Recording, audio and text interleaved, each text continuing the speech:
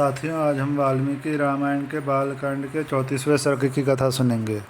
इस सर्ग में महाराज ब्रह्मदत्त के विवाह के आगे की कथा सुनाई गई है। महाराज ब्रह्मदत्त से अपनी पुत्रियों का विवाह कर देने के बाद महाराज कुशनाभ ने पुत्र की प्राप्ति के लिए पुत्रेष्ठि यज्ञ किया और उन्हें गाधी नामक पुत्र प्राप्त हुआ।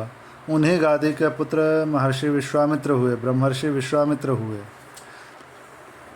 उन्होंने इस सर्ग में अपने उत्पत्ति, अपने बहन की उत्पत्ति तथा अपने वंश का वर्णन किया है।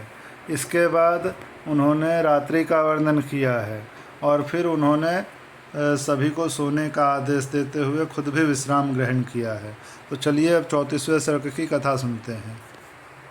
श्री सीतारामचंद्राभ्यां नमः। श्रीमद् वाल्मीकि रामायणं बालकांडं चतुस्त्रिंशः सर्गः। गाधी की उत्पत्ति, कौशिकी की प्रशंसा, विश्वामित्र जी का कथा बंद करके आधी रात का वर्णन करते हुए सबको सोने की आज्ञा देकर शयन करना। रघुनंदन विवाह करके जब राजा ब्रह्मदत्त चले गए तब पुत्रहीन महाराज कुशनाभ ने श्रेष्ठ पुत्र की प्राप्ति के लिए पुत्रेष्टि यज्ञ का अनुष्ठान किया।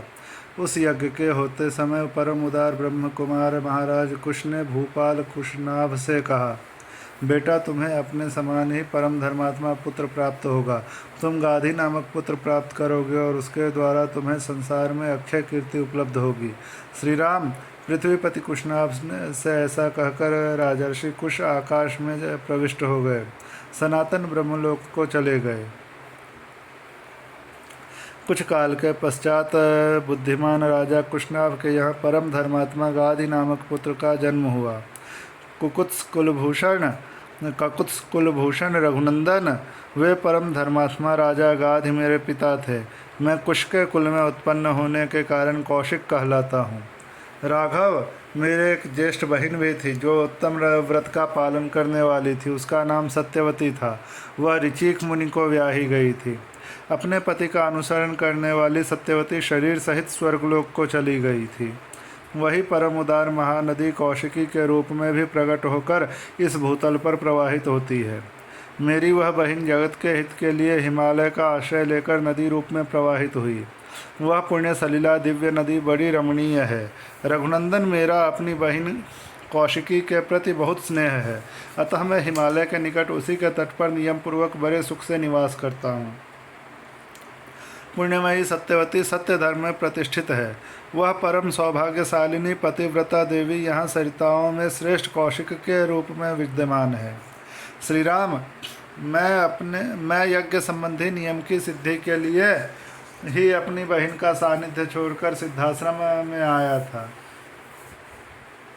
अब तुम्हारे तेज से मुझे वह सिद्धि प्राप्त हो गई है। महाबाहु श्री राम, तुमने मुझसे जो पूछा था उसके उत्तर में मैंने तुम्हें सोनभद्र तटवर्ती देश का परिचय देते हुए यह अपनी तथा अपने कुल की उत्पत्ति बताई है। काकुत्स, मेरे कथा कहते कहते आधी रात बीत गई। अब थोड़ी देर नींद ले लो, तुम्हारा कल्याण हो। मैं चाहता हूँ कि अधिक जागरण के कारण हमारी यात्रा में विघ्न न पड़े। सारे वृक्ष निष्कंप जान पड़ते हैं, इसका एक पत्ता भी नहीं हिलता है। पशु पक्षी अपने अपने वास स्थान में छिपकर बसेरे लेते हैं। रघुनंदन, रात्रि के अंधकार से संपूर्ण दिशाएं व्याप्त हो रही हैं। धीरे धीरे संध्या दूर चली गई। नक्षत्रों तथा ताराओं से भरा हुआ आकाश सहस्राक्ष इंद्र की भांति सहस्रों ज्योतिर्मय नेत्रों से व्याप्त सा होकर प्रकाशित हो रहा है। संपूर्ण लोकों का अंधकार दूर करने वाले शीत रश्मि चंद्रमा अपनी प्रभा से जगत के प्राणियों के मन को आह्लाद प्रदान करते हुए उदित हो रहे हैं। रात में विचरने वाले समस्त प्राणी, यक्ष राक्षसों के समुदाय तथा भयंकर पिशाच इधर उधर विचर रहे हैं। ऐसा कहकर महातेजस्वी महामुनि विश्वामित्र चुप हो गए। उस समय सभी मुनियों ने साधुवाद देकर विश्वामित्र जी की भूरी भूरी प्रशंसा की। कुशपुत्रों का यह वंश सदा ही महान धर्मपरायण रहा है। कुशवंशी महात्मा श्रेष्ठ मानव ब्रह्मा जी के समान तेजस्वी हुए हैं। महायशस्वी विश्वामित्र जी अपने वंश में सबसे बड़े महात्मा आप ही हैं तथा सरिताओं में श्रेष्ठ कौशिकी भी आपके कुल की कीर्ति को प्रकाशित करने वाली है। इस प्रकार आनंदमग्न हुए उन मुनिवरों द्वारा प्रशंसित श्रीमान कौशिक मुनि अस्त हुए सूर्य की भांति नींद लेने लगे। वह कथा सुनकर लक्ष्मण सहित श्री राम को भी कुछ विस्मय हो आया। वे भी मुनिश्रेष्ठ विश्वामित्र की सराहना करके नींद लेने लगे। इस प्रकार श्री वाल्मीकि निर्मित आर्ष रामायण आदि काव्य के बालकांड में 34वां सर्ग पूरा हुआ।